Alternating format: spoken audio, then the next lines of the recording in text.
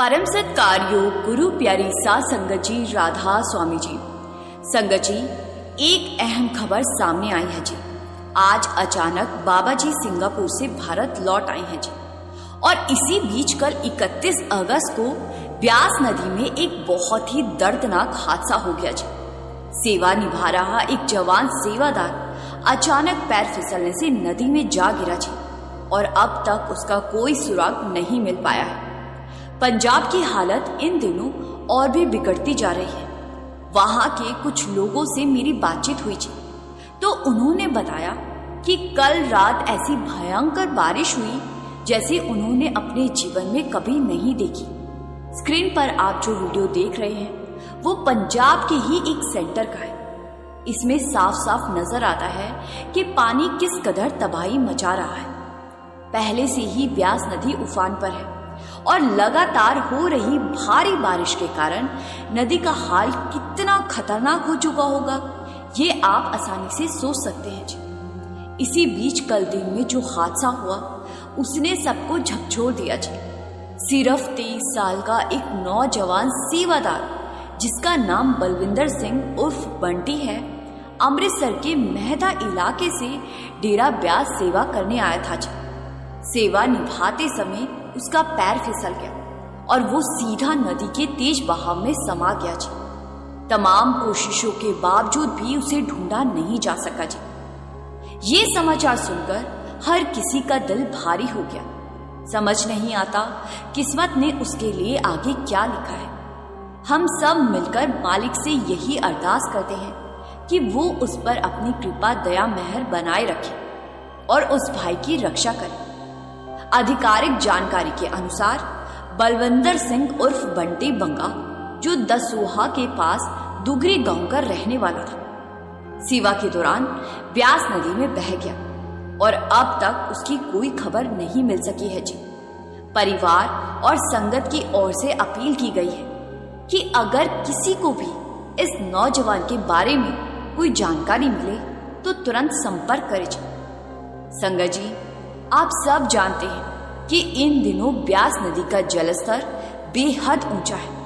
न केवल पानी उफान पर है बल्कि उसका बहाव भी जानलेवा गति से चल रहा है। ऐसे हालात में जब सेवा नदी के किनारे लगती है तो हर सेवादार और संगत के लिए ये बेहद जरूरी है कि पूरी सावधानी बरते जी।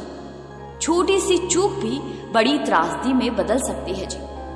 आइए हम सब मिलकर अरदास करें कि बाबा जी अपनी रहमत और कृपा से संगत और सेवादारों को सुरक्षित रखें और ये नौजवान भी सही सलामत अपने परिवार को फिर से मिल जाए जी। संगत जी, बाबा जी भी आज अचानक बेंगलोर पहुंच चुके हैं जी। बेंगलोर में एक बहुत बड़ा सत्संग घर बन रहा है जी, जहां पहुंचकर बाबा जी ने आज सेवादारों को दर्शन दिए जी और बेंगलोर सत्संग घर का जायजा लिया जी। बेंगलोर के पुराने सेंटर में भी बाबा जी ने संगत को दर्शन दिए जी। कल 31 अगस्त को एक तरफ हजूर जी ने हैदराबाद में सत्संग फरमाया तो वहीं दूसरी तरफ बाबा जी ने सिंगापुर की संगत को दर्शनों से निहाल किया जी और संगत के साथ सवाल जवाब कार्यक्रम भी किया जी। कल हुए सवाल जवाब बहुत ही अच्छे और एकदम नए थे जी, जो हम आपके लिए इस वीडियो में लेकर आए हैं जी। संगत जी, 31 अगस्त को हुए सवाल जवाब सत्र में ज्यादातर प्रश्न अंग्रेजी में पूछे गए थे जी, लेकिन हम आपको यहाँ उनका हिंदी अनुवाद सुना रहे हैं जी। कल सिंगापुर में बाबा जी ने इंदिरा गांधी, शाहरुख खान और जवाहरलाल नेहरू को लेकर भी एक बहुत अहम बात कही जी, जिसे हम आगे साझा करेंगे जी। सबसे पहले एक बहन ने बाबा जी से प्रश्न किया कि बाबा जी, मैं यहाँ एक बियर बार में बार ट्रेडर का काम करती हूँ। ड्रिंक तैयार करने से पहले मुझे उसे चेक करना पड़ता है ताकि ग्राहकों को अच्छी क्वालिटी की ड्रिंक मिल सके। ऐसे में मुझे समझ नहीं आता कि मैं क्या करूँ। नौकरी छोड़ दूंगी तो मेरे घर का गुजारा नहीं चल पाएगा। बाबा जी ने बड़े ही स्नेह से उत्तर दिया जी, बेटा, बेहतर यही होगा कि तुम इस नौकरी को बदलने की कोशिश करो। हमें ऐसे कामों से दूर रहना चाहिए। जिनमें खुद भी उलझन हो और जो हमें सही मार्ग से भटकाए। इसके बाद इसी बहन ने एक और सवाल रखा जी, बाबा जी, मेरे परिवार वाले पिछले 5 साल से मुझ पर दबाव डाल रहे हैं कि मैं बच्चा पैदा करूं, लेकिन मैं ऐसा करने के लिए तैयार नहीं हूं। सच कहूं तो मुझे अपनी जिंदगी अभी जैसी है वैसी ही ठीक लगती है। मुझे समझ नहीं आता कि मुझे क्या करना चाहिए। इस पर बाबा जी ने बहुत ही स्पष्ट और सहज जवाब दिया जी। बाबा जी ने कहा, देखो, ये फैसला पूरी तरह से तुम्हारा और तुम्हारे पति का होना चाहिए। परिवार या किसी और को इसमें दखल देने का अधिकार नहीं है। आखिरकार बच्चे की जिम्मेदारी तुम्हें और तुम्हारे पति को ही निभानी होगी, किसी और को नहीं। तुम दोनों खुद इसका फैसला करो तो बेहतर है। फिर आगे इसके बाद एक साधक ने बाबा जी से सवाल किया जी, बाबा जी, मैंने सत्संग में सुना है कि 5 मिनट का गहरा और एकाग्र ध्यान उस लंबे ध्यान से कहीं बेहतर होता है जिसमें मन इधर उधर भटकता रहे। क्या ये सच है? बाबा जी ने बहुत ही सरलता से समझाया जी। बाबा जी ने कहा, देखो बेटा, ये बात अक्सर सत्संग में सुनने को मिलती है कि ध्यान की गुणवत्ता जरूरी है, लेकिन असलियत ये है कि हम खुद उसकी क्वालिटी को जांच ही नहीं सकते और ना ही हमारे बस में ध्यान को लगा पाना है। हमारा काम सिर्फ बैठने का है, चाहे 5 मिनट हो या 10 मिनट या 2.5 घंटे। असली फैसला मालिक का होता है। उसने 2.5 घंटे बैठने का हुक्म दिया है, तो उस अनुशासन को निभाना हमारी जिम्मेदारी है। ध्यान लगाना या ना लगना हमारे वश में नहीं है, बल्कि उसकी मर्जी में।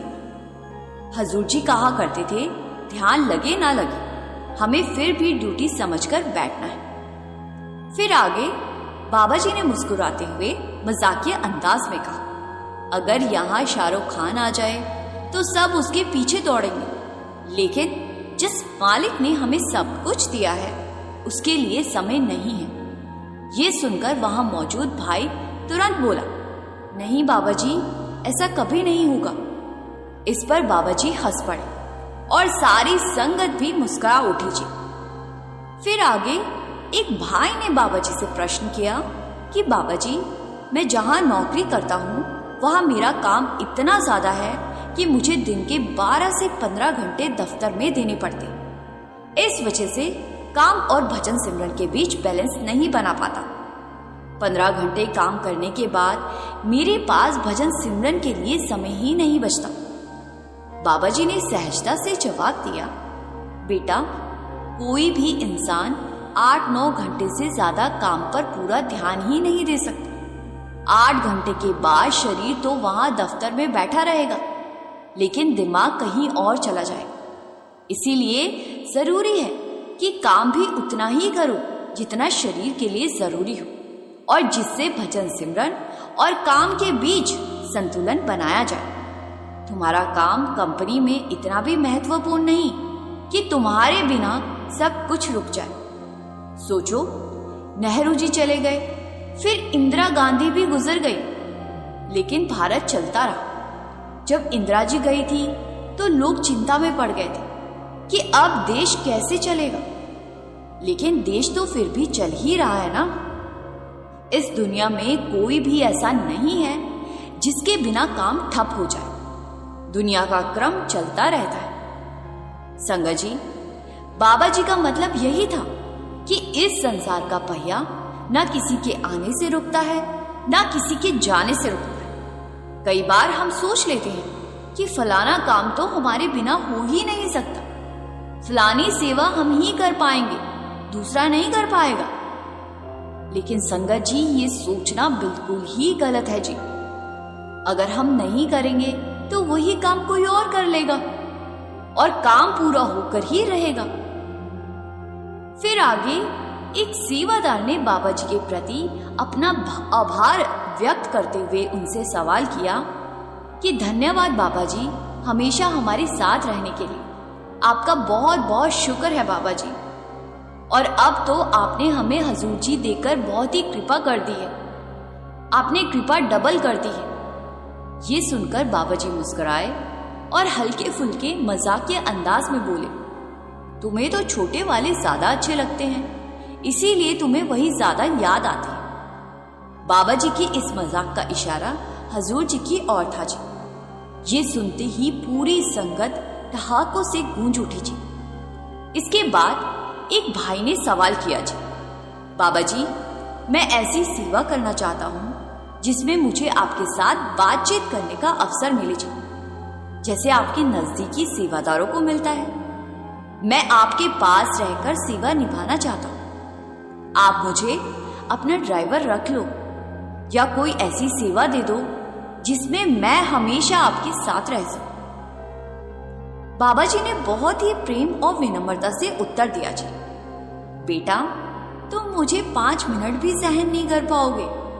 मेरे साथ रहना इतना आसान नहीं है और यही कारण है कि मैं अपने सेवादारों से हमेशा कहता हूं भजन सिमरन जरूर किया करो, वही सबसे ऊंची सेवा है। फिर आगे एक लड़के ने बाबा जी से प्रश्न किया कि बाबा जी मैं लंदन में पढ़ाई कर रहा हूं और आपको बहुत ज्यादा याद करता हूं। इस समय सिंगापुर में अपने रिश्तेदारों के घर आया हूं। मेरी आपसे प्रार्थना है कि कृपया इस गर्मी में लंदन जरूर पधारें। बाबा जी ने हल्की मुस्कान के साथ जवाब दिया जी, बेटा ये कलयुग का समय है। पहले के जमाने में शिष्य गुरु के पीछे दौड़ा करते थे, अब शिष्य चाहते हैं कि गुरु ही उनके पास आकर मिले। हर कोई यही सोचता है कि बाबा कब हमारे शहर में आएगा। ये सुनकर संगत हंसने लगी थी जी। फिर बाबा जी ने उसी लड़की को समझाते हुए कहा, बेटा ये सब मेरे अधिकार में नहीं है। मैं वही करता हूं जैसा मालिक का हुक्म होता है। फिर आगे इसके बाद एक लड़की ने बाबा जी से सवाल किया, बाबा जी आपके जूते बहुत कूल हैं। बाबा जी मुस्कुराए और कहने लगे, मैं तो पिछले 30 सालों से यही जूते पहन रहा हूं। ये सुनकर पूरी संगत खिलखिला उठी जी। इसके बाद एक भाई खड़ा हुआ और बाबा जी से प्रश्न करने लगा और कहने लगा कि बाबा जी मेरे पास तो कोई प्रश्न नहीं है, लेकिन मेरी माँ ने कहा कि मैं आपके सामने खड़ा हो जाऊं ताकि आप मुझे देख लें और मैं आपको। ये सुनकर बाबा जी ने मुस्कुराते हुए कहा, बेटा रोज रोज आमने सामने खड़े होकर एक दूसरे को देखते रहने से कुछ हासिल नहीं होना।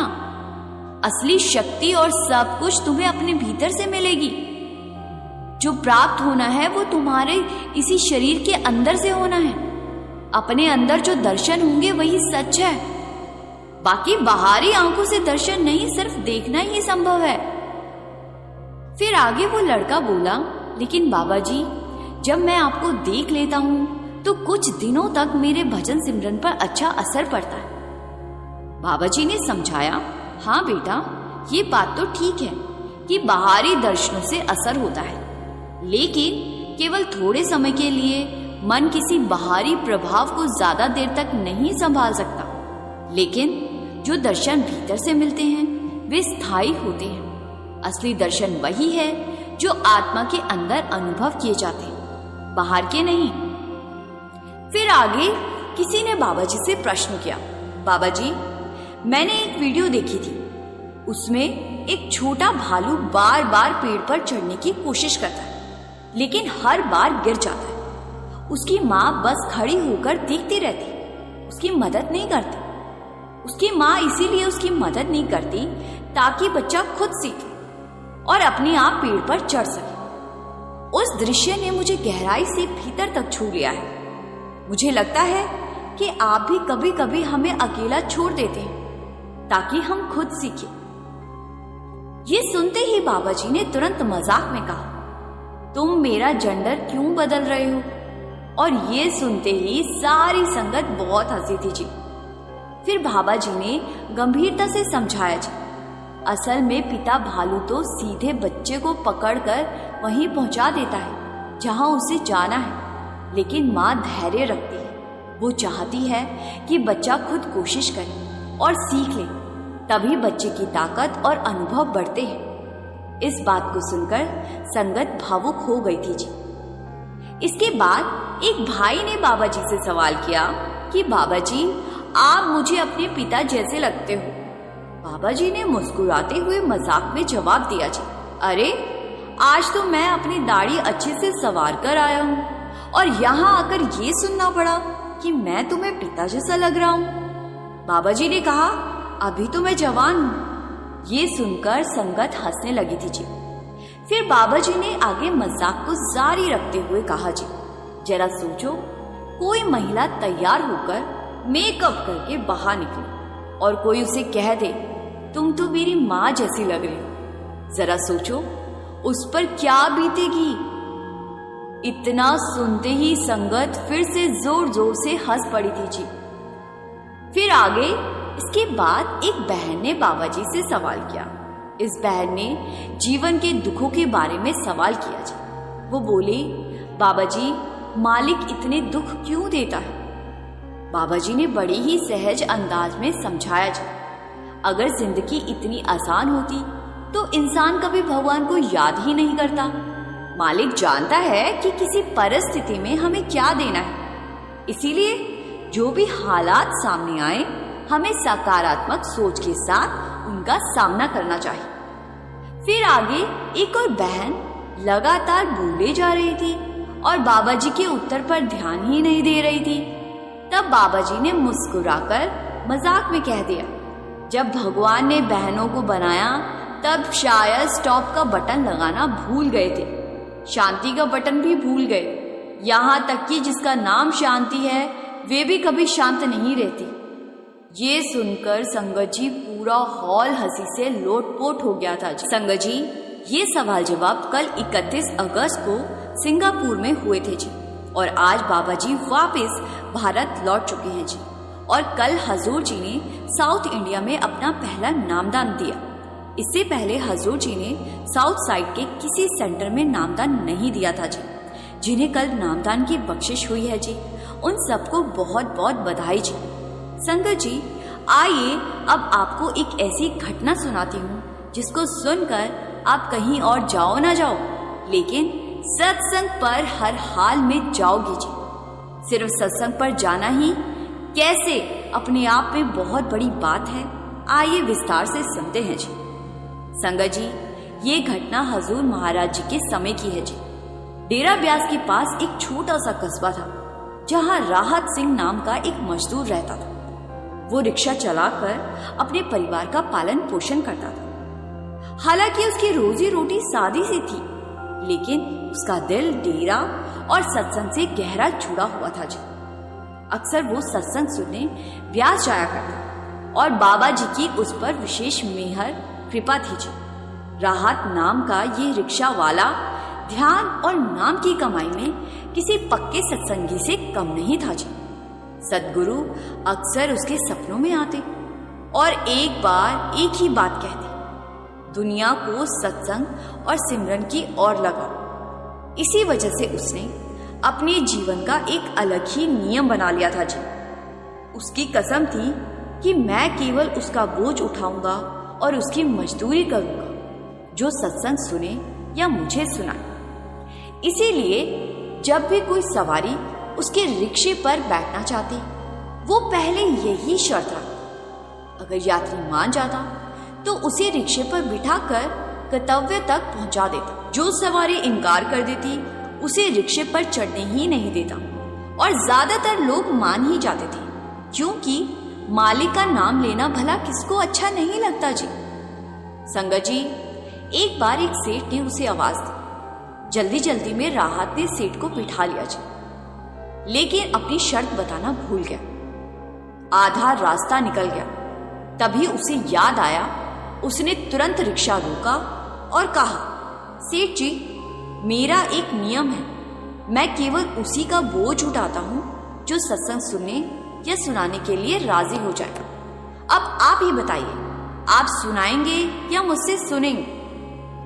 सेठ ने कहा, ये कैसी अजीब सी शर्त है। लेकिन सेठ जल्द ही जल्द मान गया और कहने लगा कि ठीक है, तुम ही सुनाओ कोई अच्छा सा सत्संग। सेठ ने सोचा, मुझे क्या फर्क पड़ता है, अगर ये सत्संग बोलता हुआ रिक्शा चलाएगा। तो राहत ने सत्संग शुरू किया, लेकिन सेठ ने कुछ खास ध्यान ही नहीं दिया। सेठ को तो अपने घर पहुंचने की जल्दी थी जी। राहत चलते चलते उसे मालिक नाम की कमाई और सेवा के महत्व के बारे में सुनाता गया। सेठ घर पहुंच गया, किराया दिया और अंदर जाने लगा। राहत ने मुस्कुराकर पूछा, सेठ जी, क्या आपको मेरा सुनाया सत्संग याद रहा? सेठ बोला, हमने तो कुछ नहीं सुना, हमें जल्दी थी, आधे रास्ते में दूसरा रिक्शा कहाँ ढूंढते, इसीलिए तुम्हारी शर्त मान ली। हाँ करके साथ चला आया। असल में हमें तो बस अपनी मंजिल तक पहुंचना था, जल्द से जल्द। तुम्हारी कथा से हमें कोई मतलब नहीं था। अब ये सुनकर राहत को बड़ा ही दुख हुआ जी। उसे सोचा, कैसा अभागा है ये सेठ। इसको मुफ्त में सत्संग मिल रहा था और सुनने की फुर्सत भी नहीं निकाली। यही तो मनुष्य की सबसे बड़ी कमजोरी है। उसने गहरी सांस ली और गंभीर स्वर में कहा, सेठ जी, कल शाम 4 बजे आप इस दुनिया को हमेशा के लिए छोड़ दें। अगर 4:30 तक भी जीवित रहे तो मेरा सिर कटवा दे। अब ये सुनते ही सेठ काम उठा जी। राहत ने आगे कहा, आपके जीवन का हिसाब साफ है, पाप ज्यादा है, पुण्य कम है। रास्ते में जो सत्संग सुना है वही थोड़ा बहुत पुण्य साथ जाएगा।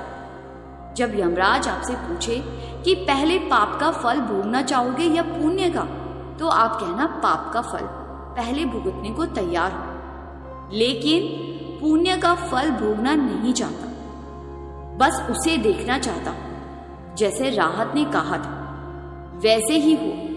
सेठ की मृत्यु के बाद वो यमपुरी पहुंचा। चित्रगुप्त ने पूरा लेखा जोखा प्रस्तुत किया। यमराज ने पूछा, पहले क्या चुनोगे?